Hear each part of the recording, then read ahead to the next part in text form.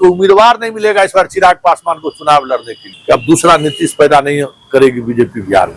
30 seat देके 30 में 20-25 जीत गया, 5 को मंत्री बना लेगा, तो फिर तो एक दरबार बैठ जाएगा ना।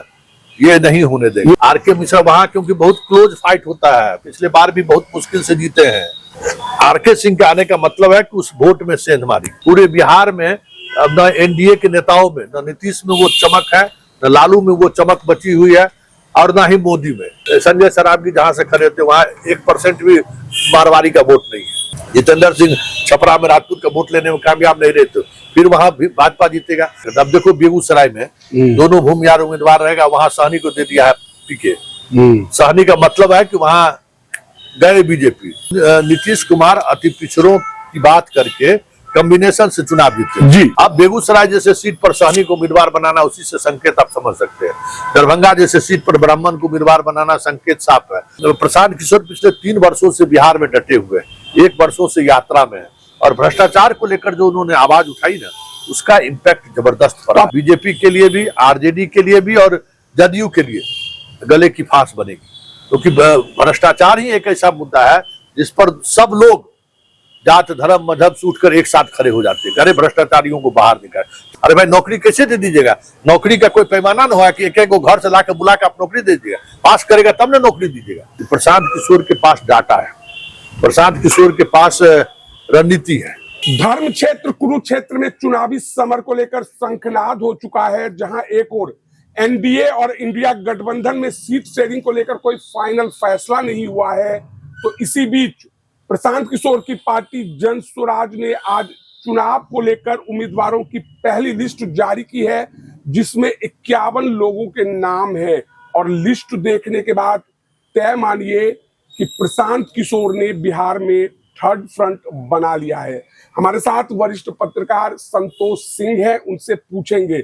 सर, पहले हम लोग कहते थे कि प्रशांत किशोर उन लोगों को टिकट देंगे जिनका टिकट कांग्रेस, आरजेडी, जेडीयू या बीजेपी काटेगी, तो बागी होकर प्रशांत किशोर में आएंगे और चुनाव लड़ेंगे। लेकिन प्रशांत किशोर ने आज ऐलान कर दिया 51 लोगों का, जिसमें से सारे जातीय समीकरण का ध्यान रखा गया। देखो, सबसे बड़ी बात है कि जो राजनीति में मान्यताएं है ना, कि नई नई पार्टी को जो लेके आएगा, तो वही जो पार्टी दूसरे पार्टी में विशुद्ध है उनको टिकट देके अपना सब तरह से लोग इस्तेमाल करते हैं। लेकिन प्रशांत किशोर सबसे पहले उम्मीदवारों की घोषणा करके ये तो जता दिया है कि ऐसे उम्मीदवारों को हम तवज्जो देने वाले नहीं हैं। हमारे साथ जो जुड़े हुए हैं उनको हम तवज्जो देंगे, उनके साथ हम सियासी मैदान में जाएंगे। ये अलग बात है कि अफसरों पर ज्यादा भरोसा इन्होंने किया है, और ब्यूरोक्रेट पर ज्यादा भरोसा इन्होंने किया है। दिल्ली मॉडल लाने की कोशिश की है, वो कितना होगा ये कहना मुश्किल है। लेकिन एक बात है कि प्रशांत किशोर के पास डाटा है, प्रशांत किशोर के पास रणनीति है, मतलब कैसे हम चुनाव निकाल सकते हैं, कैसे क्या कर सकते हैं। उस तरीके से अगर आप देखिए तो 17 अति पिछड़ों को उन्होंने टिकट दिया है, और वो मुख्य तौर पर बीजेपी, जदयू और फिर आरजेडी, तीनों को टारगेट निशाने पर लिया है, और तीनों के कोर वोटर पर हमला किया। अब बताइए कि दरभंगा आरके मिश्रा को टिकट दिए, अगर आईपीएस रह चुके हैं, और वहाँ उनका अपना एक छवि भी रही है, और ब्राह्मण समाज से आते हैं जो वोट बैंक है।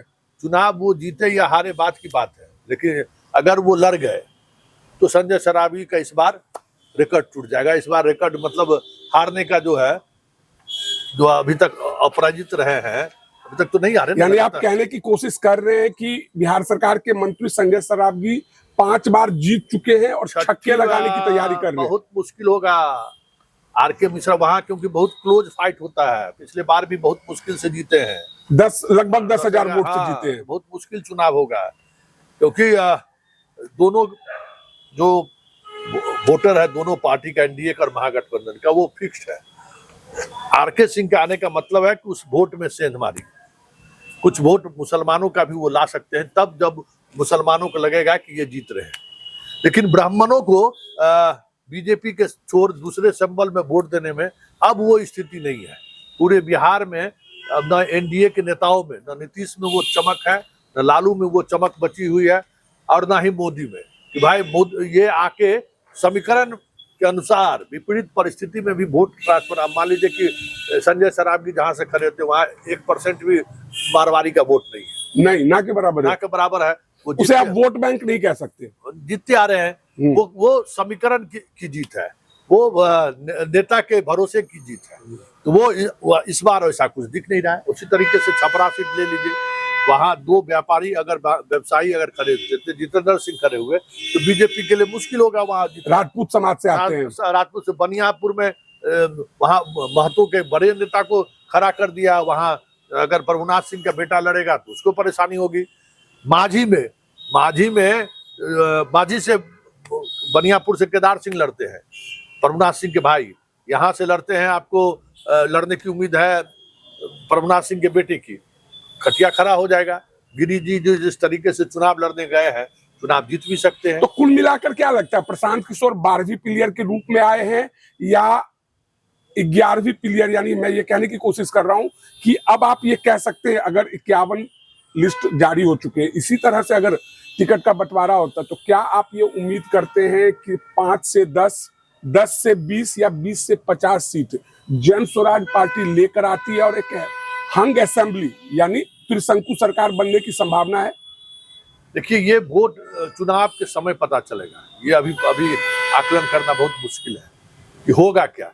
अभी तो सरसरी तौर पर जो बिसात बिछाई गई है, मतलब जो एक कौन किसके सामने लड़ेगा। अब मान लीजिए कि आर.के. मिश्रा ब्राह्मण का वोट लेने में कामयाब नहीं रहे तो फिर संजय सरावगी जीतेगा। जितेंद्र सिंह छपरा में राजपूत का वोट लेने में कामयाब नहीं रहे तो फिर वहां भी भाजपा जीतेगा। इसलिए ये वो समझ पता चलेगा जब वोट किस तरीके से, माहौल कैसा बनता है, उस पर निर्भर करता है। अब देखो बेगूसराय में दोनों भूमिहार उम्मीदवार रहेगा, वहां सहनी को दे दिया है पीके। सहनी का मतलब है कि वहां गए बीजेपी, 25-30 हजार सहनी का वोट है। और सहनी देखो, कुछ कास्ट ऐसा है ना जो जाति छोड़ के दूसरे को वोट कर ही नहीं सकता, वो किसी को नहीं देगा। हाँ, सहनी भी उसमें एक जाति है, सहनी दे। वहां आप समझिए कि बीजेपी का खेल खत्म। वर्तमान हम एक बात देखें कि जो जिस दल का भी विधायक है, जहां आरजेडी का, जदयू का और बीजेपी का जिसका भी विधायक है, उसका खेल बिगाड़ने के लिए प्रशांत किशोर वहां उम्मीदवार खड़ा कर। तो ज्यादा खेल किसका बिगड़ रहा है, एनडीए का बिगड़ रहा है या इंडिया गठबंधन का बिगड़ रहा है? इस लिस्ट के आधार पर एनडीए का ज्यादा नुकसान, क्योंकि 17 अति पिछड़ा का मतलब है नीतीश कुमार के पूरे वोट बैंक पर ही वो अटैक किया है। तो कुल मिलाकर ये कह सकते हैं कि नीतीश कुमार जिस तरीके से पिछड़ा अति पिछड़े की बात करते हैं, जो वो बोलते थे वो काम लगता है प्रशांत किशोर ने कागज पर टिकट देकर करने का काम कर दिया है। हाँ, मतलब नीतीश कुमार अति पिछड़ों की बात करके कॉम्बिनेशन से चुनाव जीते। जी अति पिछड़ा 10-12 सीट वो दे पाते थे, कॉम्बिनेशन से चुनाव जीते थे। अब उस कॉम्बिनेशन से एक कदम आगे बढ़कर अति पिछड़ों को सीट देने का काम। यहाँ पे तो सिर्फ पिछड़ा 17 है और अन्य पिछड़ा 11 है, यानी 51 में से 17 और 11 तो यही हो गए। उसी तरीके से आप बेगूसराय जैसे सीट पर सहनी को उम्मीदवार बनाना, उसी से संकेत आप समझ सकते हैं। दरभंगा जैसे सीट पर ब्राह्मण को उम्मीदवार बनाना, संकेत साफ है। क्या कहते हैं, वाल्मीकि नगर में वहां पर थारू जाति का उम्मीदवार बनाना, संकेत साफ है। छपरा में राजपूत को उम्मीदवार बनाना, संकेत साफ है। सहरसा में किशोर कुमार मुन्ना को टिकट देना, संकेत साफ है। निर्दलीय विधायक रह चुके हैं। हाँ, बीजेपी के लिए परेशानी हो गई वहां। ये सारी सीटें जो है ना, आरसीपी सिंह की बेटी को टिकट दिया गया है। सिंह की बेटी वहां अस्थामा में तो स्वाभाविक तौर पर फाइट तो देगा, वहां कुछ भी खेला। और बीजेपी ने पवन सिंह को लाया तो इन्होंने रितेश पांडे को टिकट दे दिया। पांडे को वहां करगहर से जी। ये सारी चीजें चलेंगी। और जो लग रहा था ना कि बिहार का चुनाव इस बार बड़ा नीरस चुनाव है, इस टिकट वितरण ने लोगों की जिज्ञासा बढ़ा दी, यानी इंटरेस्टिंग बना दिया, इंटरेस्ट बढ़ा दिया कि आखिर बिहार में होगा क्या। वैसे 1995 का लोग अनुभव बताते हैं विपपा के बारे में, लेकिन विपपा और जनस्वराज में एक बड़ा फर्क है। यानी आनंद मोहन की पार्टी के बारे में आप बोल रहे हैं। उस समय में बहुत हेलीकॉप्टर उड़ा था, बहुत कुछ हुआ था, दोनों में फर्क है। प्रशांत किशोर पिछले 3 वर्षों से बिहार में डटे हुए, 1 वर्षों से यात्रा में है, और भ्रष्टाचार को लेकर जो उन्होंने आवाज उठाई ना, उसका इम्पैक्ट जबरदस्त पड़ा। तो आपको लगता है इस चुनाव में भ्रष्टाचार मुद्दा बनेगा? क्योंकि अमूमन जातीय मुद्दा रहता बिहार में। नहीं, भ्रष्टाचार मुद्दा बनेगा, और यही मुद्दा तीनों के लिए, बीजेपी के लिए भी, आरजेडी के लिए भी और जदयू के लिए गले की फांस बनेगी। क्योंकि भ्रष्टाचार ही एक ऐसा मुद्दा है जिस पर सब लोग जात धर्म मजहब से उठकर एक साथ खड़े हो जाते हैं, अरे भ्रष्टाचारियों को बाहर निकाल, चाहे सबसे आगे आपको बड़ा भ्रष्टाचारी ही क्यों नहीं दिखे, लेकिन हर कोई चाहता है। तो ये चीजें तो प्रशांत किशोर ने एस्टेब्लिश कर दिया और इसका असर तो दिखेगा। सर अब सीएम आवास की बात कर लेते हैं। जदयू के द्वारा हाई लेवल मीटिंग बुलाया गया था और चर्चा है कि निशांत कुमार हरनौत से चुनाव लड़ेंगे। आपके पास अंदर खाने की क्या खबर है? देखिए, कोशिश तो इन लोग कर रहे थे कि जो जिस पर आरोप लग रहा था सभी लोगों का कि निशांत को बाहर रखा जाए, और उसी की रणनीति थी कि भाई पूरा लाभुक योजना किया गया, लेकिन जदयू को बचाने के लिए निशांत को लाना होगा। ये अब जदयू के जो विधायक हैं, जो सांसद हैं, वो भी समझने लगे हैं, क्योंकि एक बात तो तय है, नीतीश का आंख बंद डब्बा गायब। ये नीतीश भी समझने लगे हैं। हाँ, सब लोग समझ रहे हैं। इसलिए निशांत हरनौत से चुनाव के लड़ने से माहौल बदलेगा। मतलब जो जदयू को लेकर जो एक निराश है ना, नेतृत्व किसके हाथों में रहेगा, जो पिछड़ा वर्ग समुदाय है वो निराश है जदयू से। भाई नीतीश को वोट देने से भी नीतीश मुख्यमंत्री बनने वाला है नहीं, क्या होगा, यानी लोगों में ये परसेप्शन बन रहा था। उससे को तोड़ने के लिए हमें लगता है कि निशांत के नाम पर सहमति बनी है, और निशांत के आने का मतलब होगा कि पार्टी में जान तो फूंक दिया जाएगा। जान फूंकने वाली बात है निशांत के आना। सर दो और बैठक हुई है, एक लोजपा रामविलास पासवान पार्टी कार्यालय में हुआ है और चिराग पासवान दिल्ली में बड़ा बयान देते हैं कि जब तक मंत्री हूं तब तक तो मंत्रालय आऊंगा। तो जब तक मंत्री हूं का मतलब क्या है? क्या चिराग पासवान एनडीए से दामन छोड़ सकते हैं और 2020 वाली जो काम उन्होंने 20 में किया था वही फिर से होने जा रहा है? चिराग पासवान में 2020 में वो सिचुएशन था, पिताजी मरे थे तो एक माहौल भी था।